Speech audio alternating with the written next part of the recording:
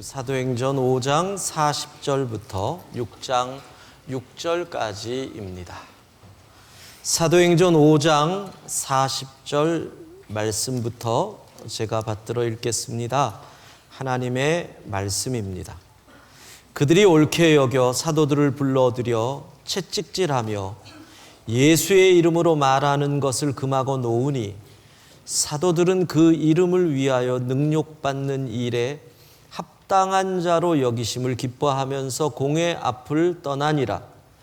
그들이 날마다 성전에 있든지 집에 있든지 예수는 그리스도라고 가르치기와 전도하기를 그치지 아니하니라. 그때 제자가 더 많아졌는데 헬라파 유대인들이 자기의 과부들이 매일의 구제에 빠짐으로 히브리파 사람을 원망하니 12사도가 모든 제자를 불러 이르되 우리가 하나님의 말씀을 제쳐놓고 접대를 일삼는 것이 마땅하지 아니하니 형제들아 너희 가운데서 성령과 지혜가 충만하여 칭찬받는 사람 7을 택하라. 우리가 이 일을 그들에게 맡기고 우리는 오로지 기도하는 일과 말씀 사역에 힘쓰리라 하니 온 무리가 이 말을 기뻐하여 믿음과 성령이 충만한 사람 스데반과 또 빌립과 브로고로와 니가노르와 디몬과 바메나와 유대교에 입교했던 안디옥 사람 니골라를 택하여 함께 읽습니다. 사도들 앞에 세우니 사도들이 기도하고 그들에게 안수하니라. 아멘. 자, 6장의 본문은 그때에라는 말로 시작이 되지요. 그러면 우리는 그때가 언제인가를 생각해야 합니다. 자, 배경을 보면 5장에서는 초대교회를 향한 핍박이 더욱 극심해졌음을 볼 수가 있습니다. 그러니까 그때는 더 핍박이 심해진 때입니다. 또 5장 42절을 보면 우리 같이 한번 읽어봅시다. 그들이 날마다 성전에 있든지 집에 있든지 예수는 그리스도라고 가르치기와 전도하기를 그치지 아니하니라. 그 핍박이 극심해진 상황에서도 더 열심히 전도했습니다. 그때는 더 열심히 전도한 때입니다. 그런데 6장 1절을 보면 제자들이 많아졌다. 그때는 교회가 양적으로 부흥한 때입니다. 세 가지가 모여 그때가 되는 거예요. 핍박이 더 심해진 때, 그러나 더 열심히 전도한 때, 양적인 부흥이 일어난 때, 바로 그때의 교회에서 무슨 일이 생겼는가 했더니 6장 1절 마지막 부분에 원망하니 갈등이 일어났다는 겁니다. 원망. 어떻게 보면 초대교회가 시작되고 처음으로 일어난 아나니아 삽비라 사건은 조금 별개예요. 처음으로 일어난 교회 내부의 갈등의 표출이라고 할 수 있습니다. 갈등이 생겼다. 저는 이 본문을 보면서 우리 시대도 참 비슷하다라는 생각을 합니다. 물론 그때처럼 외부적인 핍박이 있는 시대는 아니지만 교회 나가는 것과 예수 믿는 것이 그렇게 쉽지 않은 시대, 환경적으로 주일에 교회를 매주 나온다, 11조를 드린다, 전도한다, 이게 쉽지 않은 시대가 되어가고 있습니다. 그러니까 외부적 환경은 어렵다. 그럼에도 불구하고 우리는 열심히 전도하잖아요. 10월 7일 온교우 출석 전도주일 기억하셔야 해요. 10월 7일이 무슨 날이요? 이걸 입으로 한번 뱉는 것과 안 뱉는 것이 차이가 커요. 10월 7일이 무슨 날이에요? 예, 온 교우 여러분 출석 다 나오고 전도 온 교우가 다 나오고 다 전도하는 날. 온 교우 맞으시지요? 예, 갑자기 대답이 적어지신. 예, 바로 전도 열심히 해요. 그래서 이 환경이 쉽지 않지만 하나님께서 부어주시는 부흥의 은혜가, 양적 부흥의 은혜가 일어나면 갈등이 생기더라는 거예요. 우리 교회 상황을 볼까요? 주일에 많은 분들이 오니까 주차장이 자리가 없습니다. 사실 서울에 우리 교회만큼 주차장 큰 교회가 없거든요. 한 번에 600대 이상을 댑니다. 그런데 주차를 안내하는 분과 차를 대는 분 사이에 갈등이 생길 때가 있습니다. 둘 다 우리 교인이거든요. 안내하는 분도 교인이에요. 차를 대는 분도 교인이에요. 그런데 갈등이 생기고 원망이 생겨요. 이 가운데는 오기 싫은데 억지로 오는 분도 계셔요. 배우자, 부모님 때문에. 그러니까 억지로 오게 됨으로 인해서 또 원망이 생길 수 있어요. 이 가운데는요, 다른 목적으로 오는 분도 계세요. 신천지, 이런 분들. 또 도둑질 하려고 오는 분도 있어요. 예, 소매치기도 이 가운데 있어요. 다시 한번 가방들을 살펴봐 주시기 바랍니다. 진짜 있어요. 그렇기 때문에 이러한 일들로 인해서 갈등이 생긴다는 거예요. 근데 어떤 모임도 갈등은 피할 수 없지요. 가족 간에도 갈등이 있는데 갈등이 생긴다에 초점을 맞추지 말고 이 갈등을 어떻게 풀어나가는가를 봐야 되는 거예요. 자, 초대교회의 갈등을 생각해 봅시다. 성경은 헬라파 유대인과 히브리파 유대인 사이의 갈등이라고 이야기를 해요. 헬라파 유대인은 헬라어, 당시의 그 시대의 공용어라고 할 수 있는 헬라어, 그리스어를 주로 쓰는 유대인이란 뜻이에요. 히브리파 유대인이라는 것은 그 시절 1세기 예수님 당시에 팔레스타인 지역에서 가장 많이 공용어처럼 쓰던 아람어를 쓰는 사람. 예수님도 아람어를 쓰셨어요. 아람어를 주로 쓰는 사람을 히브리파 유대인이라고 얘기를 해요. 좀 더 들어가 보면 헬라파 유대인은 디아스포라 출신들, 유대인인데 외국에 살다가 다시 귀국해서 사는 헬라어가 익숙한 유대인, 또는 절기를 지키기 위해서 오순절에 돌아왔다가 오순절 성령 강림의 사건을 통해서 예루살렘 초대교회에 남아 머물고 있는 사람들, 이 사람들이 헬라파 유대인들이에요. 헬라어가 익숙해요. 물론 아람어도 하는 사람도 있지만 어쨌든 헬라 문화와 헬라 언어에 익숙한 사람들. 그러면 히브리파 유대인은 뭐예요? 계속 그 땅에 사는 유대인들. 이 두 유대인 사이에 갈등이 생겼는데 이 갈등이 뭐냐면 매일의 구제에서 헬라파 유대인들의 과부가 빠졌다. 여러분, 매일의 구제라는 얘기는 날마다 어떤 교회에서 공동체에서 제공하는 음식이 있어야 먹을 수 있다, 가난하다는 거예요. 또 그 가운데서 과부라고 하는 것은 2000년 전에는 더 힘들어요. 가난한 사람 중에 더 가난하다는 거예요.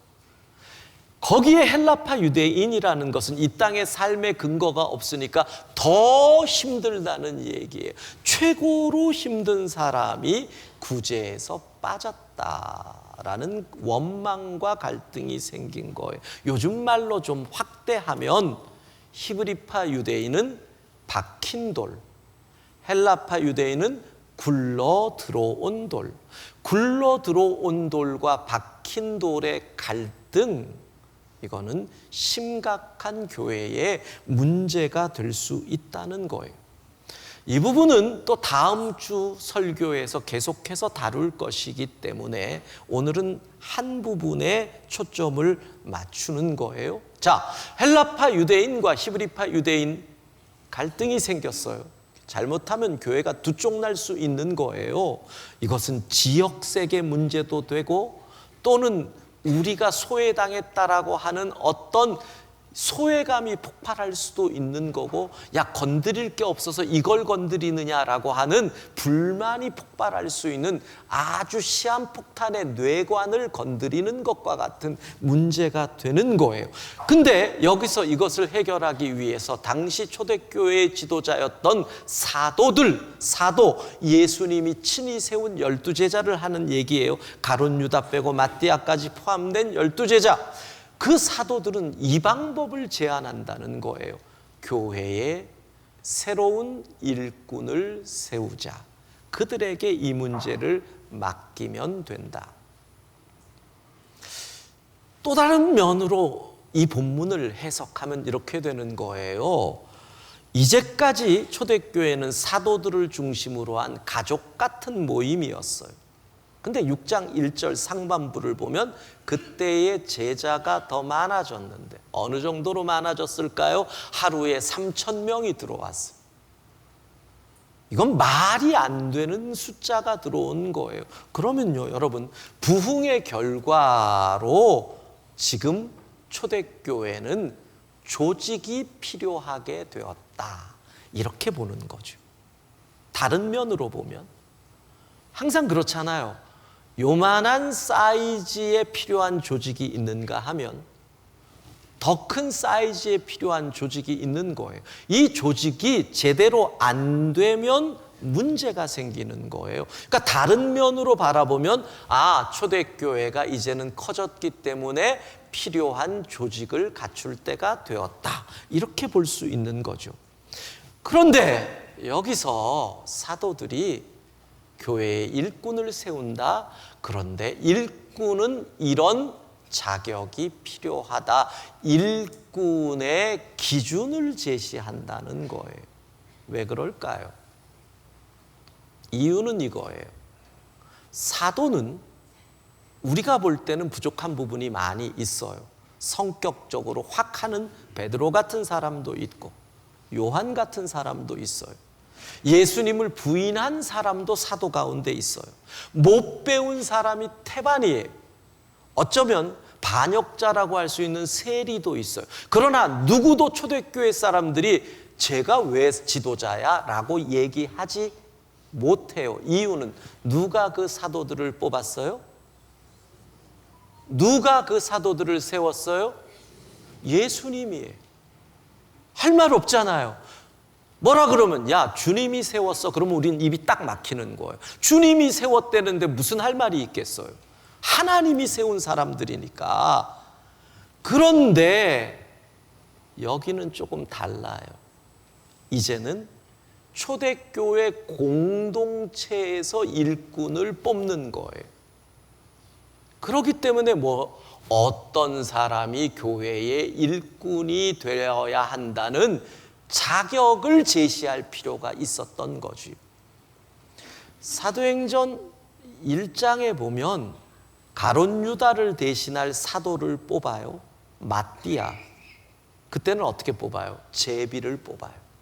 그러니까 사도가 될 사람은, 예수님이 세운 그 자리는 우리가 뽑을 수 없다라는 거예요.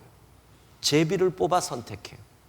그러나 오늘 본문을 보면 훗날 7 집사라고 불리우는 교회의 일꾼을 세울 때는 자격, 사람이 뽑을 때는 자격을 제시한단 말이에요. 그 차이가 있는 거지요. 그 기준이 바로 3절에 나와요. 같이 읽습니다. 형제들아, 너희 가운데서 성령과 지혜가 충만하여 칭찬받는 사람 7을 택하라. 우리가 이 일을 그들에게 맡기고. 이거 참 중요한 거예요. 사도들이 3가지 기준을 제시해요. 뭐예요? 성령, 지혜, 칭찬. 이 칭찬을 다른 말로 하면 평판이라는 거죠. 평판이 좋아야 된다. 교회는 그때부터 지금까지 2000년 동안 일꾼을 뽑을 때 이 3가지를 가장 기본으로 깔고 들어가는 거예요. 이 시대의 교회의 문제는 이 기준에 못 미치는 사람들이 일꾼으로 세워진다는 거에 있습니다. 성령 충만, 지혜 충만, 칭찬받는 사람.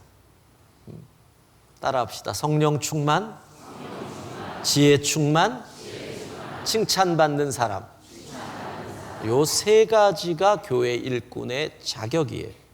자, 오늘 우리도 공동의회를 통해서 일꾼을 뽑지요. 우리 교회 역사상 처음이에요. 4시부터 7시까지 투표소 놓고 모두가 들어가게 하는. 지금 투표한 분이 벌써 1000명을 훨씬 넘어가고 있어요.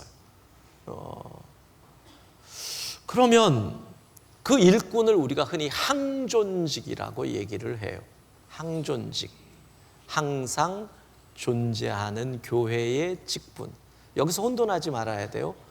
항존직은 직분을 가리키는 거지 사람을 가리키는 게 아니에요. 목사도 사임을 하면 제가 목사가 아니게 돼요. 사임을 하면. 그러나 목사라는 직분은 제가 아닌 그 직분은 계속 이어가는 거예요. 안수집사, 권사, 장로도 마찬가지. 내가 안수집사가 됐으니 영원한 안수집사가 아니라는 거예요. 직분이 항상 가는 것이에요. 그래서 교회 일꾼을 뽑는데 자격이 3가지라 그랬어요. 성령 충만, 지혜 충만, 칭찬받는 사람. 첫 번째로 성령 충만한 사람은 어떤 사람인가를 생각해 보자고요. 참 신기한 것은 사도행전 강의 지금 48번째 시간인가 그렇죠? 48번째 시간. 오늘 공동회에 투표하는 날 사도행전 6장이 딱 맞아지리라고 누가 생각을 했어요? 신기하지 않아요? 제가 그걸 계획을 할 수가 있겠어요? 그냥 순서대로 오는데 오늘 사도행전 6장이라 딱 맞아지는 거예요. 저도 생각도 못했는데 몇 주 전에 우리 교회 목사님이 목사님 공동의회 날이랑 6장이랑 딱 떨어지네요 그러는 거예요. 그래서 그러네. 누가 이것을 하나님의 섭리가 아니라고 얘기할 수가 있겠어요? 오늘 투표를 하는데 여러분 잘 어떤 사람을 뽑을지를 잘 생각을 해야 돼요. 첫 번째가 성령 충만한 사람. 왜? 성경은 교회는 예수 그리스도의 몸이라고 얘기를 해요. 몸. 그러면 머리는, 교회의 머리는 예수 그리스도예요. 몸과 머리의 관계를 생각을 해보세요. 머리가 몸에게 팔을 뻗어라고 하면 팔을 뻗어요. 머리가 몸에게 걸어라 그러면 걸어요. 근데 팔을 뻗어라 그러는데 이러면 뭐예요? 장애가 생기고 뇌졸중이나 파킨슨이나 이런 질병은 그렇게 만들어요. 머리 대신 예수 그리스도가 몸인 교회에 명령을 내리는데 성령 충만하지 않으면 어떻게 될까요? 하나님의 뜻이 아닌 내 생각, 내 판단, 내 욕심으로 움직이려고 할 거 아니에요. 몸이. 그래서 교회의 일꾼은 철저하게 하나님의 지배를 받아야 교회를 올바르게 이끌어갈 수 있다는 거예요. 성령 충만하시기를 바랍니다. 그러면 질문이 나와요. 어떤 사람, 저 사람이 성령 충만한지 어떻게 알아요? 방법은 많으나 한 가지만 얘기하면 이분의 삶이 이전과 이후에 변화가 있는지를 추적해 보세요. 과거의 어느 순간 이 사람이 근본적인 변화, 이전에 좋던 것이 이제는 값없어지는 변화, 이전 것은 지나갔으니 보라 새 것이 되는 변화, 그 변화의 경험, 성령의 역사로 내가 산산이 부서지고 예수가 살아나는 그러한 인격적인 변화가 그의 과거에 있는지를 추적해 보라는 것. 예전에는 그런 일들 많았어요. 성령의 역사로. 요즘하고는 조금 이게 또 시대적으로 달라지는 것 같아요. 성령의 역사로 내가 술을 하루아침에 끊었습니다. 이런 분들이 있어. 성령의 역사로 내가 담배를 하루아침에 끊었습니다. 이런 분들도 계세요. 정말로 그런 분들. 우리 유성열 장로님은 예수 믿기 전에 그분이 아직 눈이 좋았을 때 그 간증을 들어보니까 집에 방 하나가 그 친구들이 모여서 고스톱 치던 방이었어요. 거기서 담배를 얼마나 피면서 밤을 새고 고스톱을 쳤는지, 큰일 났네, 유장로님 또 들으시면 뭐라고 할 텐데, 그 방의 그 벽지가 담배째로 시커멀, 담배 연기나 이걸로 시커멀 정도로 그랬었대는. 근데 성령을 체험하는 순간 그 담배 생각이 싹 사라지더라고요. 그리고 그 방을 기도방으로 바꿨대요. 야, 놀랍잖아요. 놀랍잖아. 육체의 눈을 잃었으나 영의 눈을 얻게 되었다. 이 고백이 있잖아요. 그러니까 근본적인 변화의 경험. 저 사람이 예수님을 만나더니 저렇게 변했네? 요걸 추적하라는 거예요. 하나님의 말씀을 읽는 것이 좋고, 기도하는 시간이 그립고, 교회 오는 것이 기쁘고, 봉사하는 것이 행복한 그 변화를 보면 성령 충만한지를 알 수 있다는 거예요. 두 번째, 지혜 충만한 사람은 어떤 사람인지. 왜 사도들은 지혜를 이야기했을까요? 지혜는 결국 일을 처리하는 능력이라는 뜻이에요. 왜냐하면 지금 초대교회에 생긴 문제를 사도들은 지혜가 부족해서 이런 문제가 생겼다고 보는 거예요. 지혜가 부족해서. 저는 이 성경을 보면서 이 갈등이요, 히브리파 유대인들이 의도적으로 헬라파 유대인의 과부들의 구제를 뺐다고 보지 않아요. 초대교회 그런 교회 아니에요. 근데 왜 문제가 생겼을까요? 지혜가 부족했다는 거예요. 지금 말로 얘기하면 행정적인 착오라는 거예요. 소홀히 여기거나 전달하는 사람이 게을렀거나 아니면 피곤하니까 내일 하자, 뭐 이런 의도적인 문제가 아니라 행정적인 착오, 다른 말로 하면 능력, 판단력, 행정력이 부족해서 생겼는데, 이게요, 이 지혜의 부족이 교회에 큰 원망을 가져왔어. 이건 오늘날도 마찬가지예요. 의도하지 않았는데 한마디 말이 굴러가지고 지혜가 부족한 말이 평지풍파 일으키는 거 우리 많이 경험하잖아요. 그래서 지혜가 필요하다는 거예요. 심각한 위기, 교회가 나눠질 위기까지 가게 된 거예요. 그래서 교회의 지도자는 지혜가 필요하다. 그 지혜라는 건 뭐예요? 사리를 판단할 줄 알아야 된다. 조직을 이해할 줄 알아야 돼요. 여러분, 우리는 장로교회예요. 2000년 전 초대교회의 조직과 지금의 조직은 달라요. 감리교회의 조직이랑 우리는 달라요. 회중교회의 조직과 장로교회의 조직은 달라요. 조직을 이해 못하고 교회의 지도자가 될 수 없다는 얘기예요. 앞뒤를 가릴 줄 알아야 되고요, 할 말과 안 할 말을 분별할 수 있는 지혜를 가진 사람이 교회의 일꾼이 되어야 한다는 거예요. 지혜가 충만해야 된다. 세 번째, 칭찬받는 사람. 주님을 위해 일하는 사람에게 뭐가 중요하겠어요? 평판이 중요해요. 왜냐하면 이런 경우 많잖아요. 저 사람이 너희 교회에서 그런 직분을 맡았어? 아이고, 교회 갈 마음 안 난다. 이런 얘기를 듣는다는 거예요. 교회 갈 마음 안 난다. 우리가 열심히 봉사하는 이유도 예수 복음 전하려고 하는 건데, 우리가 이웃을 섬기는 것도 예수 복음 전하려고 하는 건데 평판 안 좋은 한 사람의 지도자가 생김으로 그 길이 막히면 이게 무슨 우리가 억울한 일이에요. 그래서 제가 가끔 이야기하는데 어느 교회는요, 안수집사, 권사, 장로 후보가 되려면 교회에서 이웃들에게 추천서를 받아오라 그러는데, 이웃이나 회사 동료에게, 그리고 가능하면 교회 안 다니는 사람 추천서를 받아오라 그러는. 어떻게 생각해요? 괜찮은 것 같지 않아요? 예? 괜찮은 것 같죠? 예.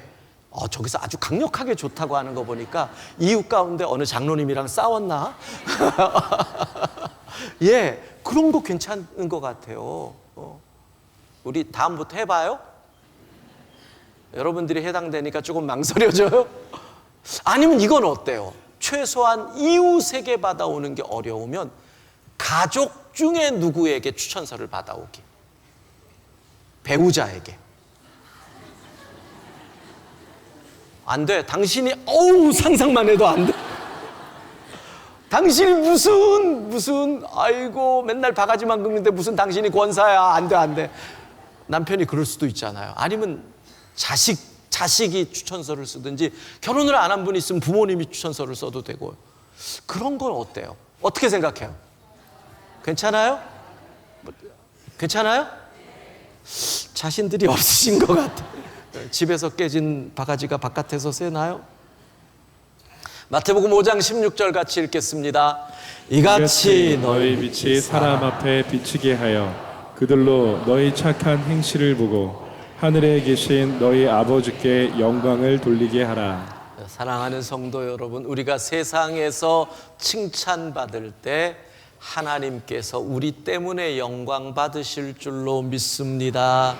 자, 우리 교회 오늘 안수집사님, 권사님, 장로님을 뽑는 공동의회가 있습니다. 2000년 전부터 성경이 제시한 새 자격, 성령이 충만한 사람, 지혜가 충만한 사람, 칭찬받는 사람, 그들을 세워서 하나님 영광 받으셔야 됩니다. 저는 오늘 우리 교회에서 이제까지 찬양 예배 후에 공동의회를 했더니 공동회의 참석 인원이 한 1000여 명밖에 안 됐는데 벌써 2부 끝나고 1000명 이상이 투표를 했어요. 이렇게 만드는 것도 성도들이 열심히 참여하게 하려고, 투표 한번 하면서 교회에 대한 마음과 사랑이 생기니까 관심이 생기고, 그거 얼마나 중요한 거잖아요.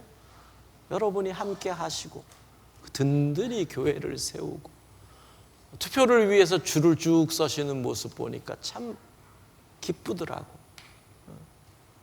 주님 원하시는 일꾼을 세우고, 그리고 우리 교회 든든히 서서 하나님 영광 나타낼 수 있도록 새 조건 따라합시다. 성령 충만, 지혜 충만, 칭찬받는 사람, 좋은 일꾼 세워질 수 있기를 소망합니다.